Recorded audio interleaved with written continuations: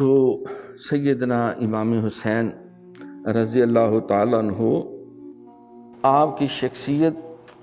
اور آپ کے اوصاف حمیدہ کتنے پہلو ہیں کہ کوئی بشر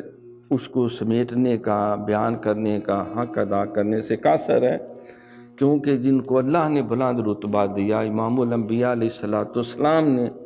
جن کے ساتھ محبتیں، چاہتیں نچھاور فرمائیں، اور جن کے ساتھ صحابہ اہل بیت اتحاد اور ہر کلمہ پڑھنے والا مسلمان عقیدت اور محبت رکھتا ہے اور ان کی تعریف میں رطب اللسان ہے، اس کی تعریف کا حق کون ادا کر سکتا ہے؟ تو اللہ اکبر، اے کربلا کی خاک، تو اس احسان کو نہ بھول، تڑپی ہے تجھ پہ لاش جگر گوش ہے بطول، مظلوم کے لہو سے تیری پیاس بجھ گئی، سیراب کر گیا تجھ کو رگ رسول، سر کٹ کے چڑھ جائے نیزے کی نوک پر، لیکن یزیدیوں کی اطاعت نہ کر قبول۔ تو آپ کی شخصیت کے متعدد پہلو ہیں اور ہر پہلو میں آپ بے مثال نظر آتے ہیں۔ کسی انسان کی شخصیت کو پرکھنے کے لیے، اس کا حدود اربع مقرر کرنے کے لیے، قد کاٹھ ماپنے کے لیے کچھ معیارات ہوتے ہیں۔ اس کی حسب و نسب کو دیکھا جاتا ہے، اس کے شرف کو دیکھا جاتا ہے، اس کی شرافت کو معیار بنایا جاتا ہے۔ اللہ اکبر۔ تو سیدنا امام حسین رضی اللہ تعالیٰ عنہ کے حسب و نسب و شرف کو دیکھیں تو آپ بے مثال ہیں۔ میرے قبلہ عالم فرمایا کرتے تھے، علی کا خون ملے، فاطمہ کا دودھ ملے اور نبی کا نور ملے تو پھر حسین بنتے۔ آپ کے جو اجزائے ترکیبی ہیں وہ یہ ہے، اب کوئی کسی کو نہ آپ جیسی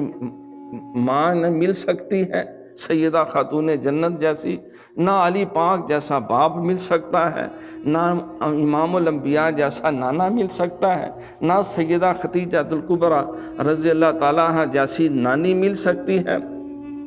نہ حضرت قاسم اور عبداللہ جیسے ماموں مل سکتے ہیں، نہ سیدہ زینب ام کلثوم اور سیدہ رقیہ جیسی خالائیں مل سکتی ہیں۔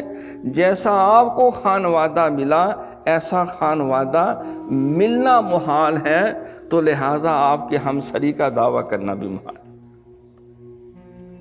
یہی وجہ ہے کہ مورخین لکھتے ہیں کہ لوگوں نے خدائی کے دعوے بھی کیے، نبوت کے بھی دعوے کیے، لیکن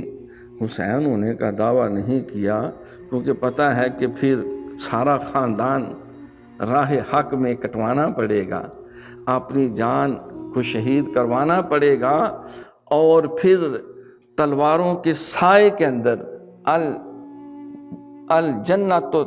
تحت ظلال السیوف، سرکار کا فرمان ہے کہ جنت تلواروں کے سائے میں ہے۔ میرے سخی حسین دی شان ویکھو، ایسا پایا تے کسے نے پایا ہی نہیں، ممبراں اتے سارے قرآن پڑھ دے، چڑھ کے نیزے دی نوک کسے سنایا ہی نہیں، پھر اپنی گردن کٹوا کے نیزے کی نوک پر بھی قرآن سنانا پڑے گا۔ تو اللہ کریم نے آپ کو جو اعزاز عطا کیے، اس بنا پہ کسی نے حسین ہونے کا دعویٰ نہیں کیا اور نہ ایسی جرت کر سکتا ہے، کیونکہ جو آپ نے شہادت کا اعلیٰ رتبہ حاصل کیا۔ دیکھو اللہ تعالیٰ نے کلام پاک میں فرمایا کہ وَلَا تَقُولُوا لِمَن يُقْتَلُ فِي سَبِيلِ اللَّهِ أَمْوَاتٌ بَلْ أَحْيَاءٌ وَلَٰكِن لَا تَشْعُرُونَ۔ یہ ذکر کیا کہ شہید کو مردہ نہ کہو، شہید زندہ ہے، کربلا کی خاک سے پوچھو، خدائے لم یزل سے، صاحب لولاک سے پوچھو، علی اکبر، علی اصغر، عباس علمدار دا رتبہ کس و ناقص سے مت پوچھو، قرآن پاک سے پوچھو، جس نے اعلان کیا کہ شہید زندہ ہے، بل احیاء ولکن لا تشعرون۔ شہید کی جو موت ہے وہ قوم کی حیات ہے، شہید کا لہو جو ہے وہ قوم کی زکوٰۃ ہے۔ شہید مرتا نہیں، وہ زندہ جاوید ہوتا ہے، اللہ رب العالمین اسے حیات جاویدانی عطا فرماتے ہیں۔ تو پھر آگے ذکر کیا کہ یہ رتبے تک پہنچنے کے لیے کچھ مرحلے طے کرنے پڑیں گے، وَلَنَبْلُوَنَّكُمْ بِشَيْءٍ من الخوف والجوع ونقص من الاموال والانفس والثمرات، میں پھر آزماؤں گا بھی اس سے پہلے تمہیں خوف دے کر، بھوک دے کر، جانوں کا نقصان کر کے، مالوں کا نقصان کر کے، کھیتیوں کا نقصان کر کے، اور جو ان سارے امتحانات میں پورا اترے گا وہ بشر الصابرین، پھر بھی حق راستے پہ ڈٹا رہے گا، تو اللہ رب العالمین جو ہے فرما رہا ہے اسے بشارت دے دو۔